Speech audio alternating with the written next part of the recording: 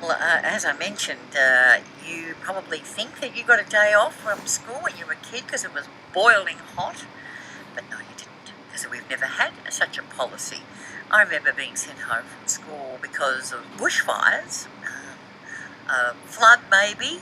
And there were times you just couldn't get to school, but we don't have a policy for heat waves, and that is perhaps coming into focus when Australia has just had an incredibly long run of hot weather.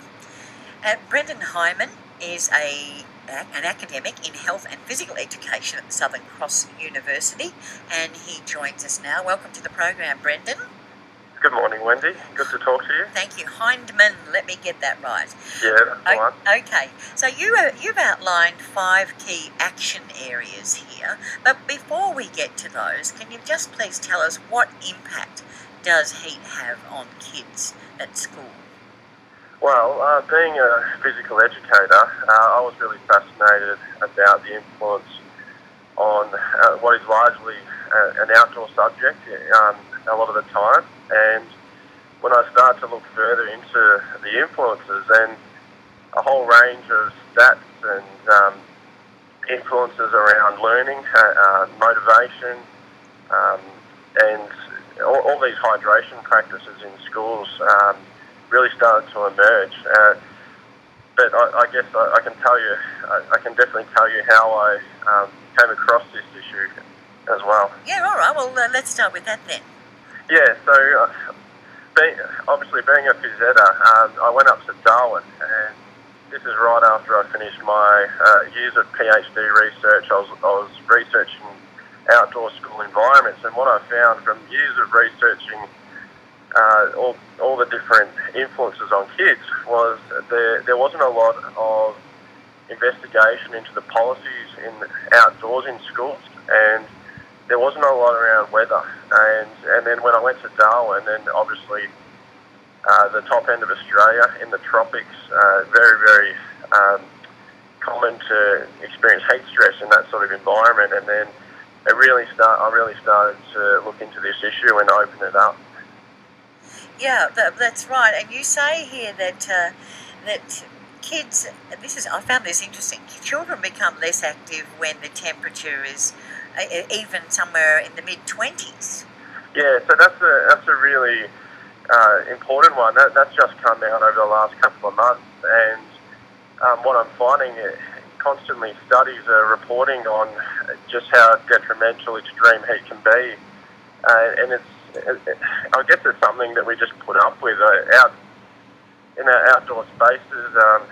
If it's hot, you just that's just a way of life, and it seems to be that sort of mentality, but we're starting to find a whole range of aspects that influence kids in schools that are vulnerable, their emotional health, their cognitive processing of things, memory, and of course, if the kids aren't able to be as physically active above just 22 degrees, that's going to influence getting kids active to meet national guidelines for activity, being able to meet the physical education outcomes as well to get the kids moving. That's right. Well, you point out, this is an article for The Conversation, by the way, that has been written by Brendon, and you say the Sun Smart program's been successful. That says that people have to wear sun-protected clothing. You've got your hat, your sunscreen, your sunglasses, when UVA radiation is at level 3 or higher. But there is no consistent policy across Australian schools for heat protection. And you also say that the students can forget to drink enough water. That has a big impact on their concentration. And, well, as you say, especially outside, it gets dangerous. So we'd like you to give us a call now whether you think Australian schools should have a heat policy, and what do you think that should consist of, and you can give us a hoy. Call Wendy now on 1300 222 702. And so tell us what this program could look like. You've got 5 points here, Brendon. Yeah, so what I did a big review of every guideline around heat in schools, around strategies to help the kids. And from that, a range of organisations, different state different health organisations, different sport government organisations, and then what I did, I put them into 5 action areas according to the Ottawa Charter for Health Promotion, which is the big action areas in creating a supportive environment. So you got the first one, school policy, and what I really,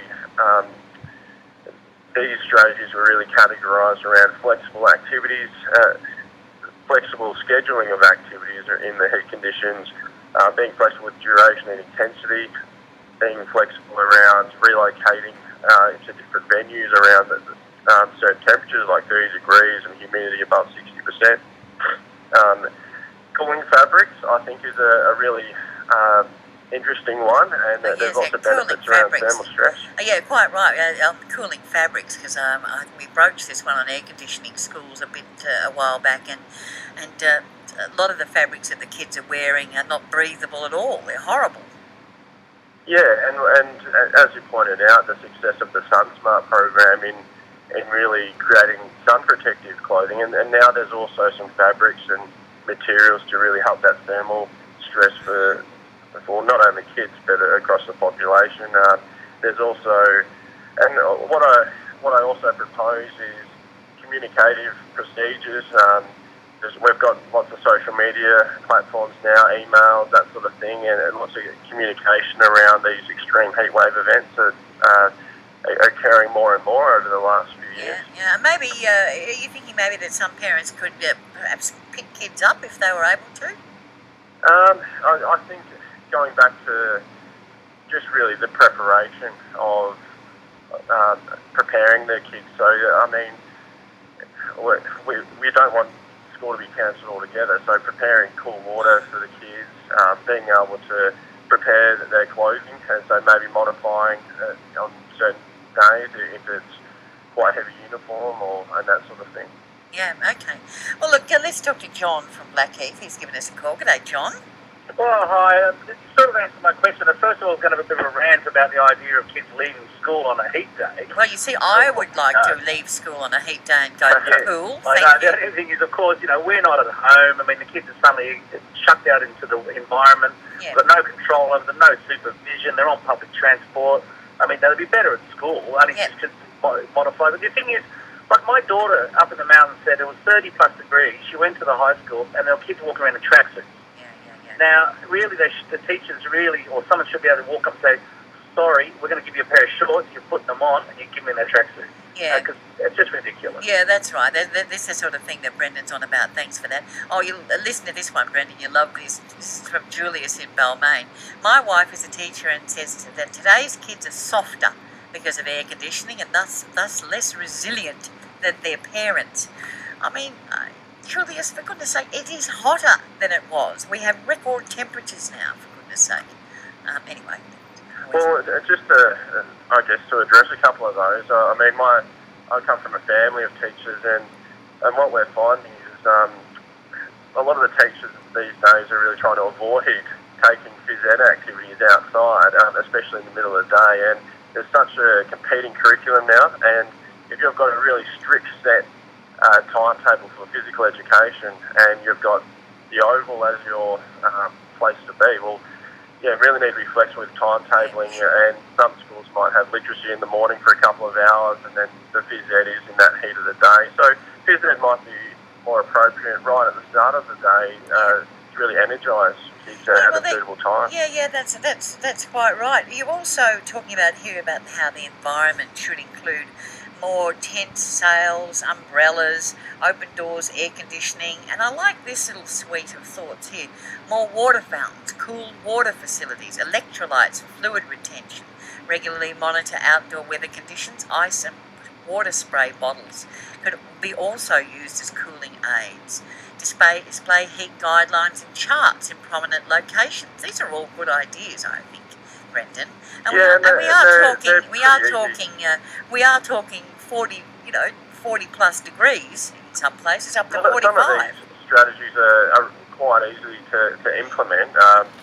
They're not full-scale buildings and all that sort of thing. They're simple strategies that I guess when we talk about teaching kids in classrooms, we're not going to turn up the temperature gauge to 40 degrees, and because we know that's not really going to engage them when we're teaching within these confined spaces. So outside the window, outside the door, it's 40 degrees. So I guess if we're going to teach in that environment, we also we need to make it as conducive as possible as what it is indoors. Okay. All right. Well, we've also got there, we might just buzz through them because we've got a few calls as well. You say training of teachers, that includes keeping food safe. That's an interesting one.